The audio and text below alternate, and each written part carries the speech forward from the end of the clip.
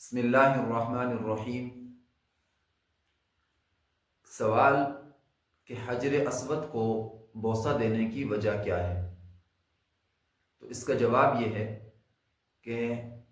بوسہ دینا ہمیشہ عظمت کے لیے نہیں ہوتا، بلکہ کبھی محبت سے بھی بوسہ دیا جاتا ہے۔ جیسا کہ انسان اپنے بیوی بچوں کا بوسہ لیتا ہے، تو اگر یہ بوسہ دینا ہمیشہ عظمت کی دلیل ہو تو لازم آئے گا کہ ہر شخص اپنی بیوی کی عبادت کرتا ہے، کیونکہ عبادت عظمت کی وجہ سے ہوتی ہے، اور اس بات کا باطل اور لغو ہونا یہ ظاہر سی بات ہے۔ تو پھر ہم مسلمان حجر اسود کو بوسہ کیوں دیتے ہیں؟ تو ہمارا بوسہ دینا محبت کی وجہ سے ہے۔ تو اب اگر کوئی سوال کرے کہ محبت کی وجہ کیا ہے، تو اس کا پہلا جواب تو یہ ہے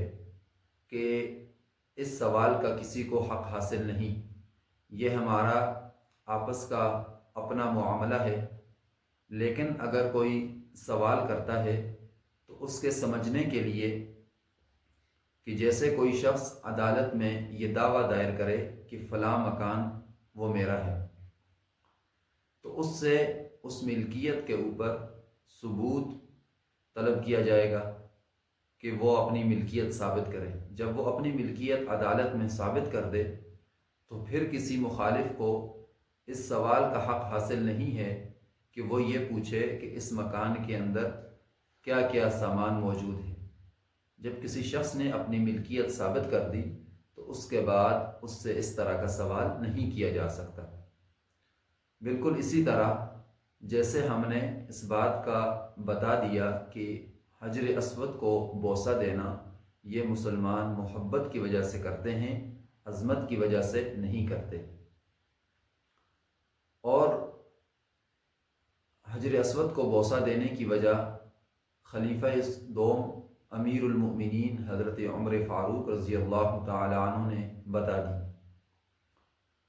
آپ ایک مرتبہ حجر اسود کو بوسہ دینے لگے تو وہاں پر کچھ دیہات کے لوگ بھی موجود تھے، تو حضرت عمر فاروق رضی اللہ تعالی عنہ نے حجر اسود کو خطاب کر کے کہا کہ مجھے معلوم ہے کہ تو نہ نفع دے سکتا ہے اور نہ ضرر دے سکتا ہے، لیکن اگر میں نے اپنے رسول صلی اللہ علیہ وسلم کو آپ کو بوسہ دیتے ہوئے نہ دیکھا ہوتا تو میں تجھے بوسہ کبھی نہ دیتا۔ تو دیکھیں حضرت عمر فاروق رضی اللہ تعالیٰ عنہ نے حجر اسود کے ساتھ کتنا خشکی والا معاملہ کیا۔ اگر یہاں پر یہ بوسہ عظمت اور عبادت کے لیے ہوتا تو جس کی عبادت کی جاتی ہے اس کو ایسے تو نہیں کہا جا سکتا کہ تو ضرر نہیں دے سکتا، تو نقصان نہیں دے سکتا، تو فائدہ نہیں دے سکتا، تو مجبور محض ہے۔ اس طرح کا خطاب اس کو نہیں کیا جاتا،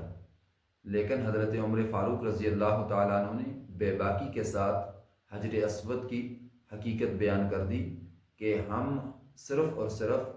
محبت کی وجہ سے، کیونکہ نبی پاک صلی اللہ علیہ وسلم نے بوسہ دیا ہے تو ہم بھی دیتے ہیں۔ تو اب یہ سمجھ لیں کہ حضور صلی اللہ علیہ وسلم نے اس کو بوسہ کیوں دیا۔ حضور صلی اللہ علیہ وسلم نے ممکن ہے کہ حجر اسود کے اندر بیت اللہ کے دیگر حصوں کے مقابلے میں تجلیات الہیہ زیادہ محسوس کی ہوں، ان کا زیادہ مشاہدہ کیا ہو، اور پھر اللہ کے رسول صلی اللہ علیہ وسلم نے ان تجلیات الہیہ کے تلبس کے لیے، ان تجلیات الہیہ کو مس کرنے کے لیے آپ نے حجر اسود کو بوسہ دیا ہو،